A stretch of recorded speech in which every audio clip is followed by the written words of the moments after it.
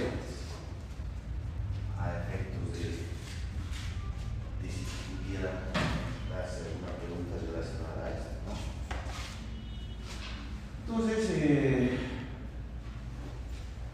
actividad biológica múltiple significa que este mediador químico de la inflamación puede ser producido por diferentes células y también pues, puede tener efecto en diferentes tipos de células. Este factor activador de plaquetas, vean los elementos celulares que pueden producirlo, y también existen receptores para este factor en otras células. Y estos son los efectos que puede producir. Vasodilatación o incremento en la fertilidad masculina.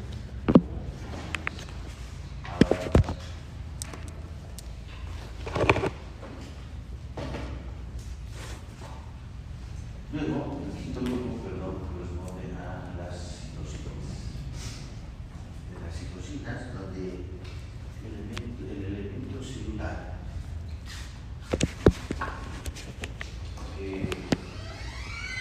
tiene mayor importancia en lo que es la producción de este mediador químico, de estos mediadores químicos son los macrófagos, ¿no?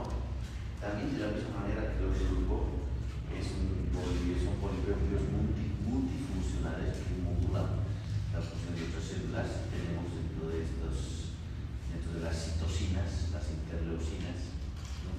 Principalmente la interleucina 1 y la interleucina 2, el interferón, factor de necrosis tumoral alfa, beta, las quimiosinas, interleucina 8 son varios, ¿no? Y sus actividades, como ven ustedes acá, pues son diversas y van regulando otras funciones de los elementos celulares de los procesos inflamatorios.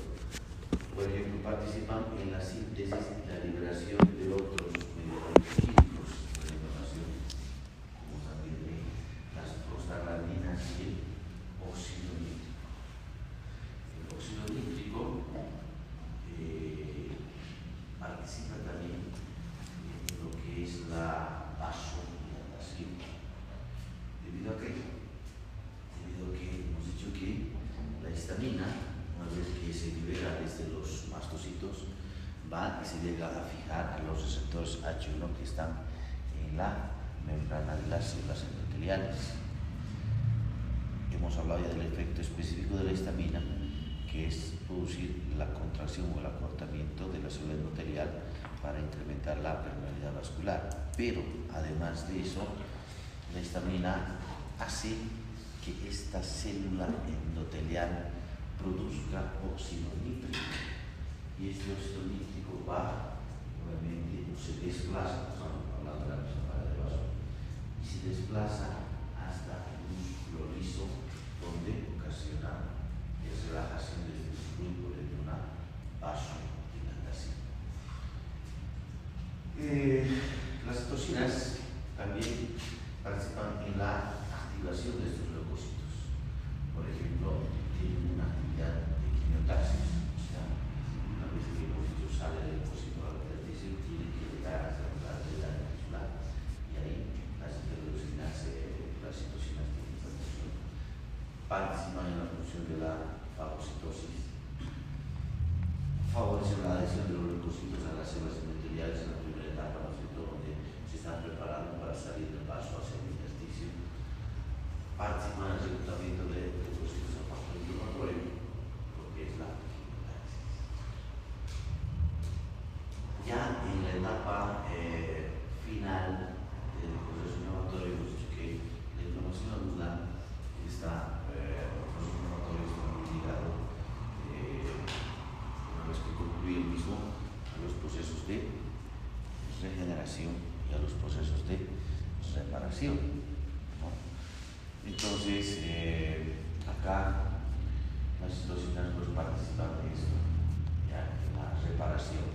¿Por qué?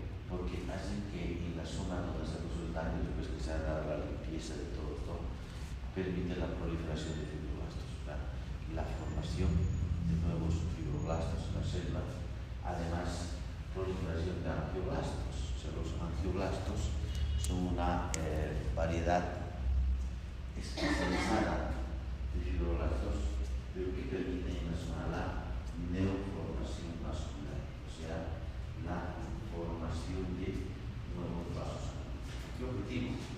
Porque a través de estos vasos sanguíneos lleguen los nutrientes necesarios para que los fibroblastos produzcan la fibra colágena para la reparación de esa zona. Y esta proliferación de fibroblastos con la neoformación vascular, la progresión de esos nuevos vasos y la presencia de elementos inflamatorios, lo que llega a formar es el tejido de granulación. O sea, cuando hablemos ya después de esto de lo que es justamente la separación, que termina con lo que es la formación de la cicatriz, ¿no es cierto?, de una manera correcta que se lleve. Entonces, la etapa inicial, el primer paso para formar la cicatriz es justamente la formación del tejido de granulación. ¿Y por qué está formado este tejido de granulación? Por fibroblastos que van a producir el tejido de la fibra colágena, vasos sanguíneos, neoformación vascular en el mismo nivel y elementos inflamatorios. Y también una inducción de la fiebre, desde donde tenemos a las citocinas de las prostaglandinas que son encargadas justamente de inducir la fiebre. Con eso terminamos con los dos tipos de divulgación, los más importantes que se van generando en su función del proceso inflamatorio. Ahora vamos a hablar de lo que son los monocitos y el sistema mononuclear fagocítico. Directamente esto va relacionado, como que ven ustedes, a la participación en el proceso de elementos inflamatorios con la capacidad de fagocitosis. ¿Qué elementos celulares tienen esa capacidad de fagocitosis?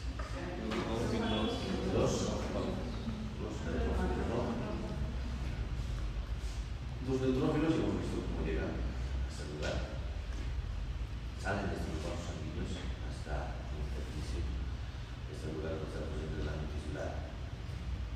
Los monocitos también. Los monocitos que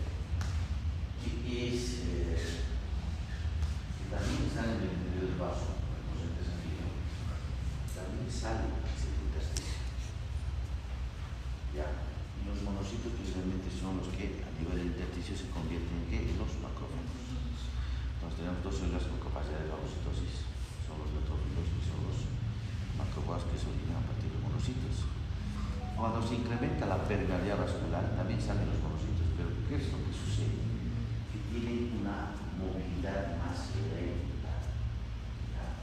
Se desplazan de una manera más lenta, por eso dice que después de 24 o 48 horas también estos monocitos tienen ¿cuál es el destino entonces? Llegar justamente hacia la zona del área vascular, pero lo hacen después, o sea, llega más tarde hacia la zona de los neutrófilos por esa movilidad lenta, pero una vez que llegan ahí al tejido pues se convierten en los macrófagos.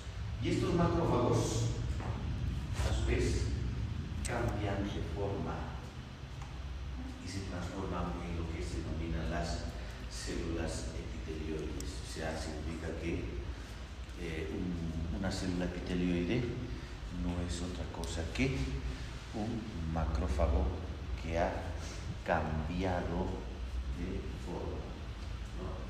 ¿Debido a qué?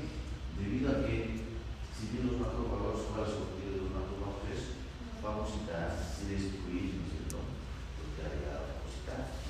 Pero hay bacterias o hay sustancias que son difíciles de destruir para el macrófago.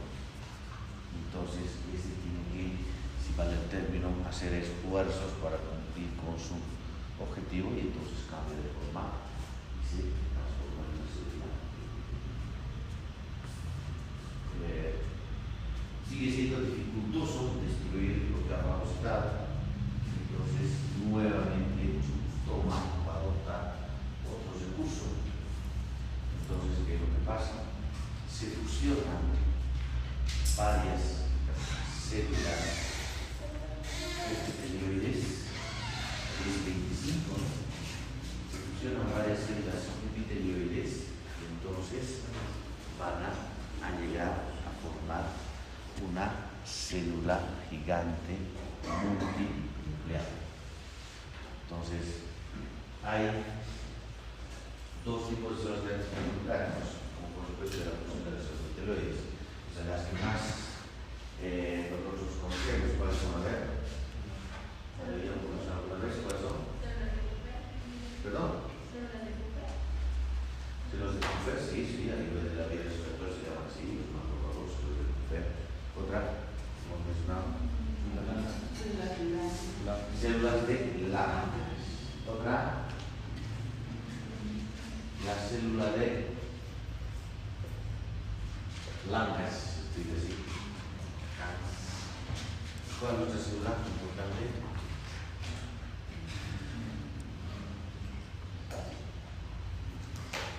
Una célula que se forma cuando se queda en nuestro organismo, se introduce en nuestro organismo material extraño. ¿Cómo se llama? La célula viante multinuclear de tipo cuerpo extraño. O cuerpo extraño.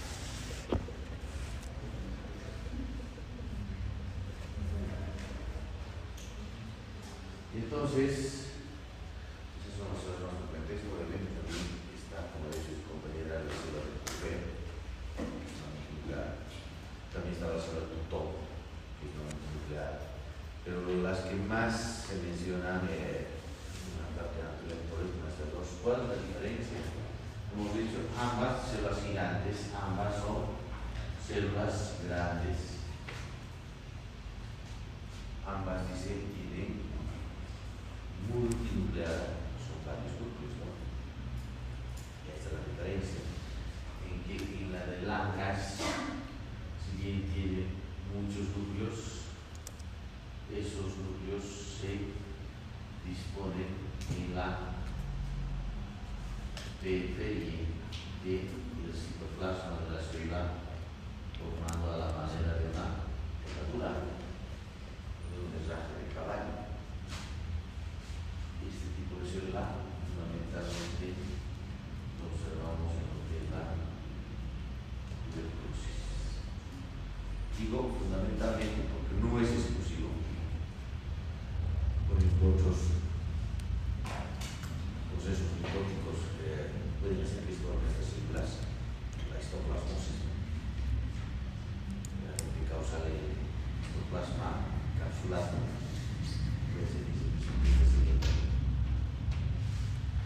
La del cuerpo extraño, que también, ustedes ven, tiene muchas células, muchos núcleos, pero estos núcleos se disponen, como están viendo ustedes ahí, de una manera desorganizada, como todo el citoplasma.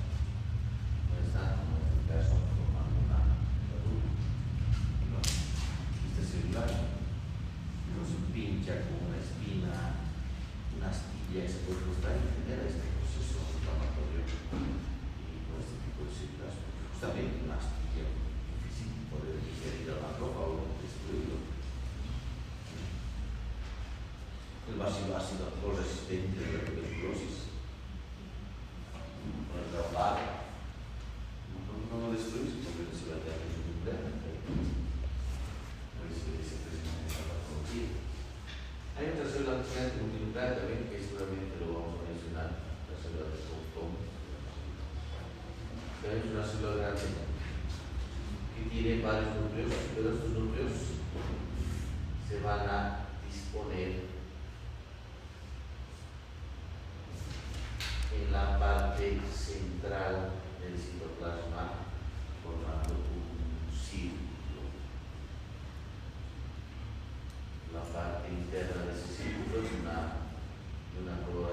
densa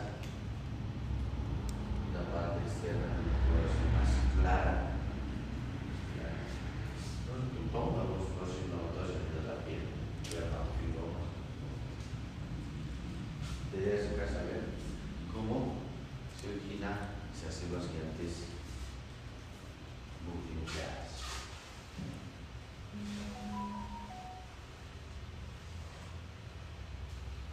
Entonces, bueno, ahí está los sistemas precisamente, los más muy pequeños, pero está la articularlas que principalmente sucede en la tuberculosis.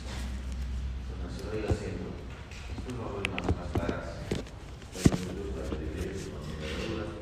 La del cuerpo extraño, varios números, dispositivos de la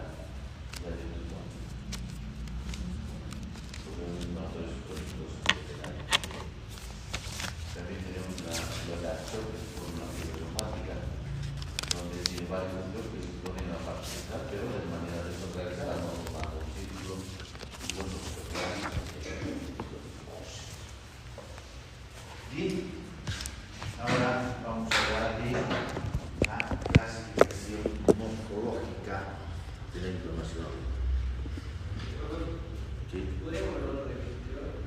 ¿Qué ha pasado?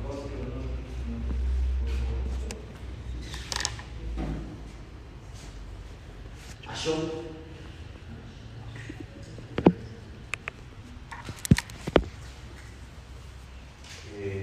Clasificación morfológica de la inflamación. Vamos a ver acá, por ejemplo, cómo se van presentando estas informaciones. Y la primera se denomina como la inflamación serosa. ¿Cuál es la definición de este proceso?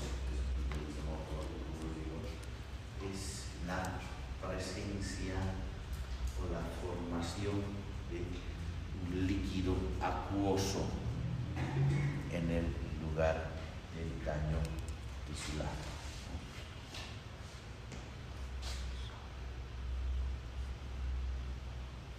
¿Qué es lo que más seguramente hemos visto nosotros como ejemplos de inflamación serosa?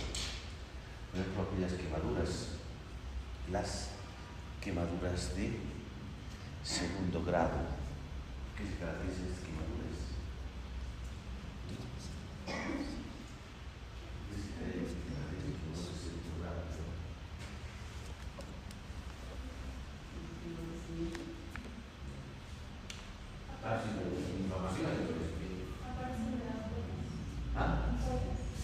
Eso, la presencia de ampollas que están llenas de líquido seroso. Esa es la característica clave en las inflamaciones, en las quemaduras de segundo grado. ¿Y por qué se forman esas quemaduras de esas ampollas? Infección.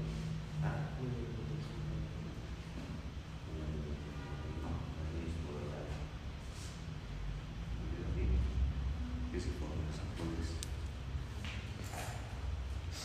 Hay obviamente se sabe líquidos, se sabe cómo interviene la personalidad, no puede ser daño, pero lo que pasa en las nuevas ampollas es que se produce un desprendimiento entre lo que es la epidermis y dermis. Y esa zona donde había el desprendimiento, pues se acumula ese líquido y forma las ampollas. ¿Cuál es la situación? En que si se llega a romper estas ampollas, ¿qué pasa? Queda desprotegida la dermis. Puede ser, obviamente, susceptible a una infección sobreañadida en esa zona, porque hemos dicho que el epitelio plano estratificado queratinizado es el epitelio más resistente que tiene nuestro organismo y por eso está en toda la superficie externa de protección. Pero si rompemos ese epitelio o hay una solución continua de ese epitelio, pues la dermis queda desprotegida, ¿no? Otro ejemplo de inflamación serosa fibrinosa, pero inflamación serosa, las inflamaciones virales a nivel de la piel, igual la piel, de virus, de todas esas vesículas y de líquido.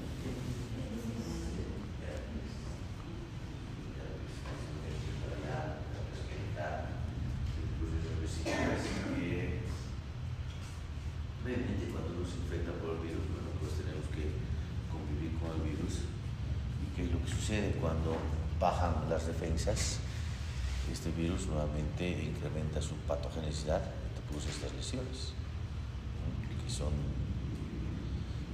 no frecuentes, diremos, pero se van dando las situaciones como cuando bajan las defensas en el organismo. Bueno, la pleuritis tuberculosa es otra forma de expansión serosa donde hay un acúmulo de líquido a nivel de la cavidad oral, la tuberculosis. Entonces ahí vemos en el clima una quemadura de segundo grado, hay una formación de una ampolla. Ahí estamos en un herpes, donde se están formando esas vesículas llenas de líquido seroso. Entonces corresponde a esta clasificación de la inflamación fibrinosa. Perdón, inflamación serosa. Ahora sí vamos a ver lo que es la inflamación fibrinosa. La inflamación fibrinosa, depósito de este precipitado de fibrina en la superficie. Esa es la definición. Depósito de este precipitado de fibrina. ¿Y cómo se ve ese depósito de precipitado de fibrina? Pues como una placa gris amarillenta, una placa blanquecina amarillenta, que es la fibrina que realmente está depositada en el lugar del proceso. Y ese precipitado de fibrina está constituido por salida, por los inflamatorios de proteínas, desde el plasma y el salida de proteínas y el fibrinogen. En diferentes patologías donde se puede presentar esta inflamación fibrinosa. Este es el ejemplo clásico que estamos viendo acá, la pericarditis en pan de mantequilla. Entonces colocan la mantequilla en el pan para servir el desayuno, ¿no? Lo mismo, toda esta fibrina, este precipitado de fibrina va recubriendo al pericardio, toda su superficie. Parece que tiene ese aspecto, pero se llama una pericarditis en pan de mantequilla. Todas esas zonas gris amarillentas que ves por ahí, en todas partes, fibrina.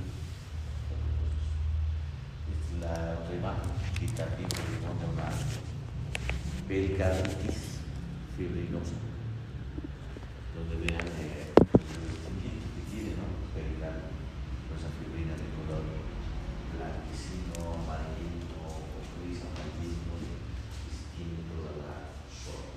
Eso en relación a la inflamación fibrinosa. Hay una variedad de la inflamación fibrinosa que se denomina la inflamación membranosa o pseudomembranosa.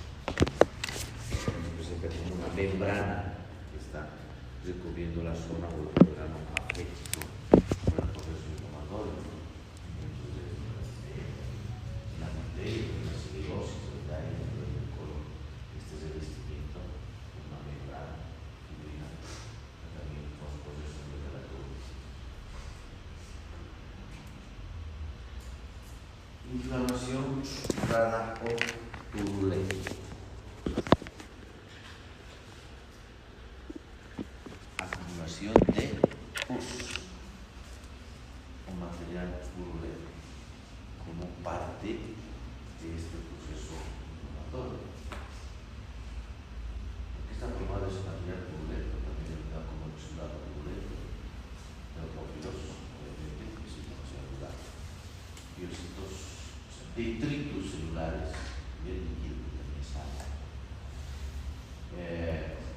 Exactamente un absceso, como uno de los ejemplos más, o con lo que más nosotros observamos en la práctica, ¿no? Los abscesos que se van formando entre personas es una forma de inflamación purulenta.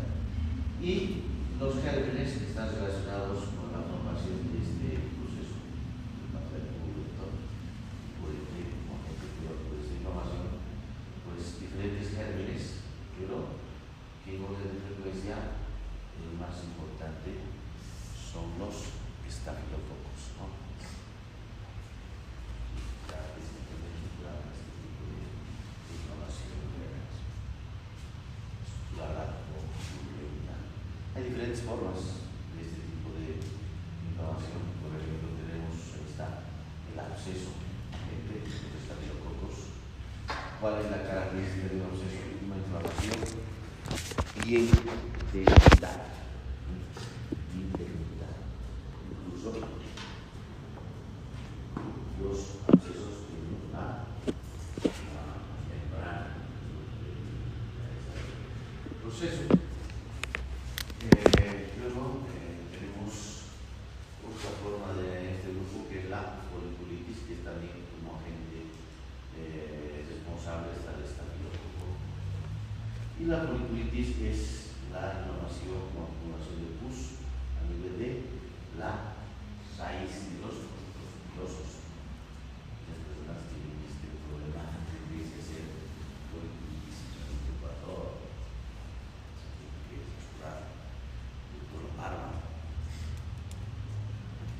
Ahora, esta foliculitis puede extenderse más allá, o sea, no solamente estar a nivel de la raíz del folículo piloso, sino ir más allá en lo profundo y extensión en el tejido celular subcutáneo.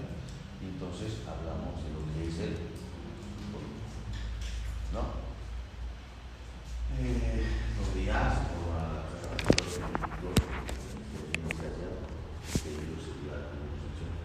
otro ejemplo de este grupo de inflamación es el empiema, que es la presencia de luz, una acumulación de luz en una cavidad o en un órgano que se da vuelta. Entonces, ahí lo más siempre hablamos de lo que es el borramiento completo, lo que es la imagen, ¿sabe? Como un empiema, o sea, un empiema pleural. Cuando hablamos de un empiema, esa acumulación, en este caso de la pleural, pues también una serie de luz en la cavidad articular.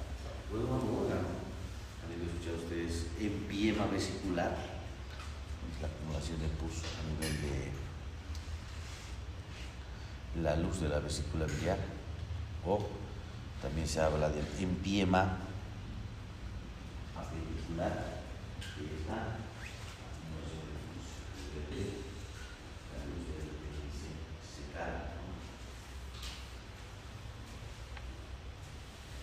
Flemón o celulitis. En este caso, a diferencia del absceso, es una acumulación de pus, pero mal definida. No tiene bordes precisos y además puede comprometer zonas más extensas, ¿no? Una parte de una extremidad superior, una parte de una extremidad inferior, incluso como en este caso, como visto la piel de la cara, toda una cara, como que es de la erisipela, esa es la diferencia con el absceso. La úlcera es otra forma de precipitación del proceso inflamatorio. Y hay que aclarar acá, cuando hablamos de una úlcera, primero que nos relacionamos es con la piel. Sí puede ser en la piel más fuerte, pero también puede dar úlceras y eso no puede ser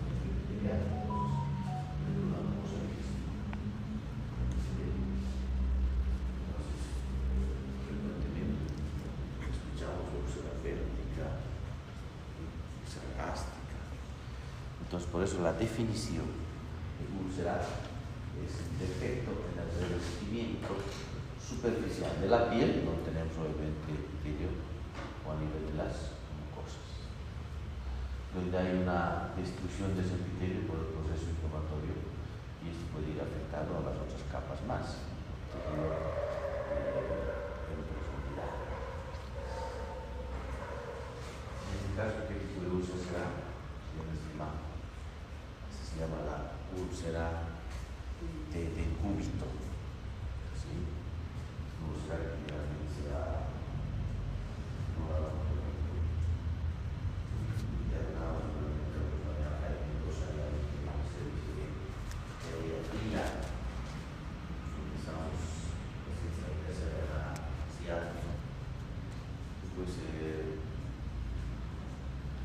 tiene poca movilidad, y entonces realmente en las zonas donde asienta el cuerpo, la mayor parte del peso del cuerpo durante mucho tiempo, se forman estas úlceras porque pues, al asentar ahí disminuye la circulación sanguínea y esto hace que se necrose ese epitelio. Entonces hay úlceras que son mucho más profundas, incluso que llegan hasta el músculo, caso del centro. Si ven ustedes que esta úlcera nunca va a solucionar o no va a consolidar porque si ven ustedes los bordes de la úlcera están completamente de color blanco, ¿no? Significa que ahí no está dinámico. Entonces, ¿qué hay que hacer? Lo que se dice normalmente ahí en el hospital, hay que reavivar los bordes. Hay que hacer sangrar, cortar todos los bordes que están desvitalizados, ¿no?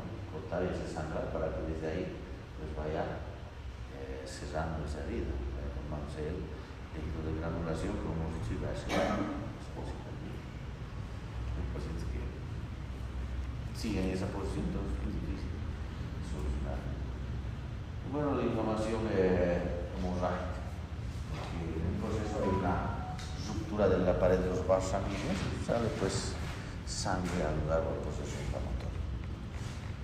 Eso en relación a la clasificación morfológica de inflamación. Bueno, acá está una imagen justamente en relación a una úlcera que se está presente a nivel del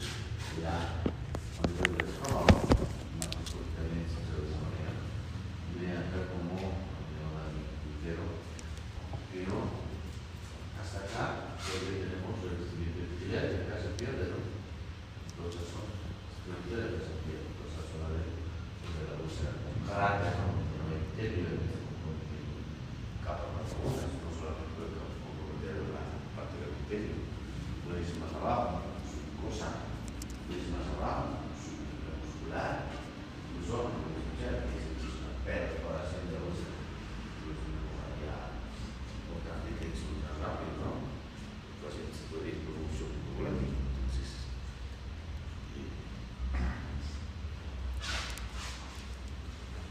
Bien, acá vamos a quedar.